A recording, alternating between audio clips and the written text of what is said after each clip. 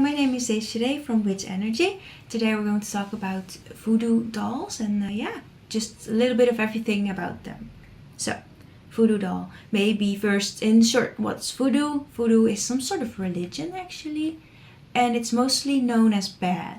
And that bad energy, because voodoo is energy, gets sent to someone and then they experience bad luck or worse, like hair loss, pain, sometimes even death. Yes, of course. So that's voodoo in short. How do people send voodoo? Yeah, who knows? I mean, there are a lot of different methods. One is by just saying awful stuff about someone, and then your hatred is so big that what you're saying actually comes true with the other person. That's some sort of easy variant of voodoo.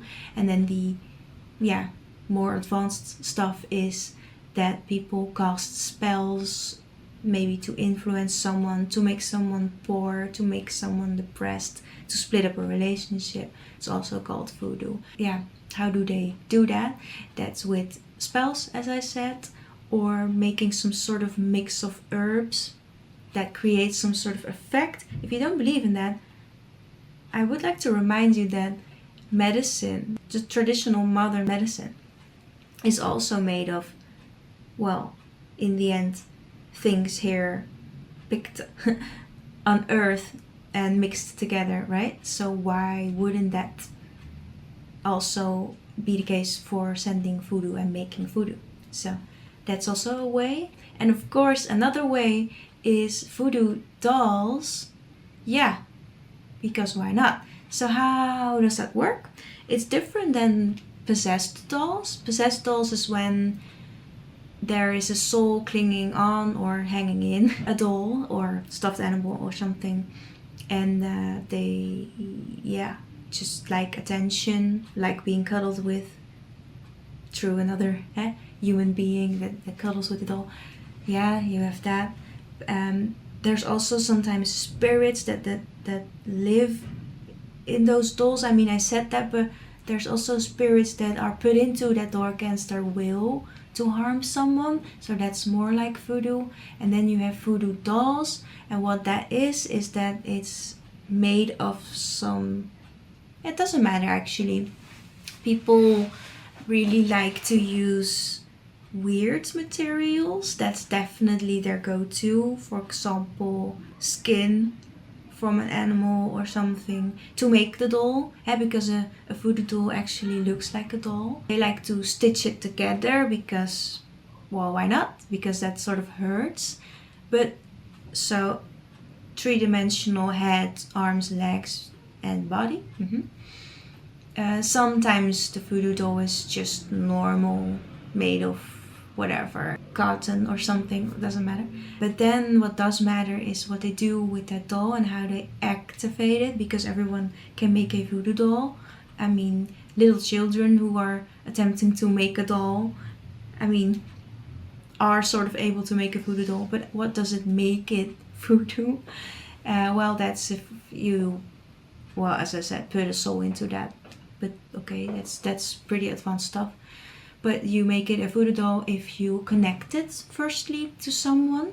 People really like to put a hair of the targeted person, the victim, in the doll or around the doll.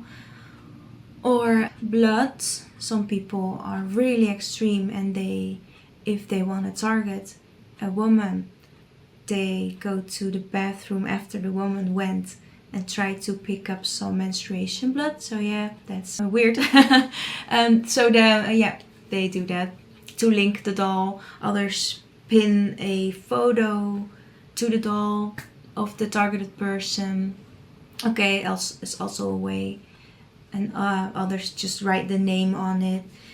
It's hard to say what works and what doesn't. I mean, of course, if you take my examples, put them next to each other, you would say that a hair or the blood is more effective. Yeah, that's true, but none of them are effective if your heart is just not in it, which is a good thing.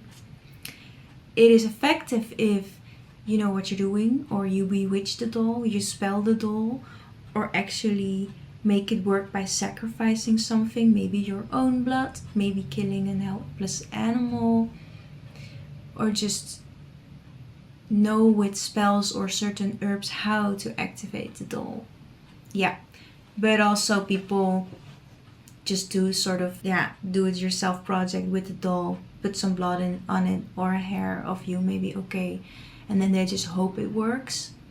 Yeah, it's hard to say if that works. I mean, maybe it just feels like jealousy, which is also a pain in the ass, but okay. And then what? So often people use needles or something to poke the doll, maybe repeatedly in the knee if someone is jealous of your football career or something, or in your throat because of your singing talent, I don't know. Yeah, or in the face, I don't know.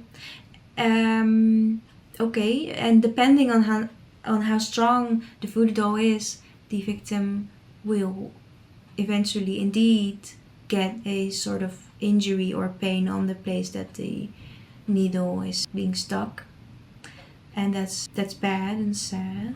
You would think that some sort of if you're just hanging around sitting at home and you sort of feel a twitch, certain twitches, they don't feel like ghost twitches or something. You could say that there's also being voodoo a doll pinned to you, and that there's someone just moving the arm of the doll to harass you. It's just really sad. Do I believe in voodoo dolls? Actually, I haven't come across them often. Actually, maybe almost never. But boy, do I believe in them. Yeah, I believe that black magic is being sent and voodoo, so why not add a doll to it? I don't know how black magic is being sent. I know that it's very private and secret because no one wants to get busted. But yes, I truly believe that voodoo dolls exist and can cause a lot of harm. I mean, I even believe that if you instruct a doll a certain way and you pin a needle a certain way, that you can cause miscarriages and everything. Yeah, definitely. Yeah, so this was it for the video. Hope you liked the explanation. Please leave a reaction if you want to. Always happy to answer. Don't forget to subscribe as well, and until next time.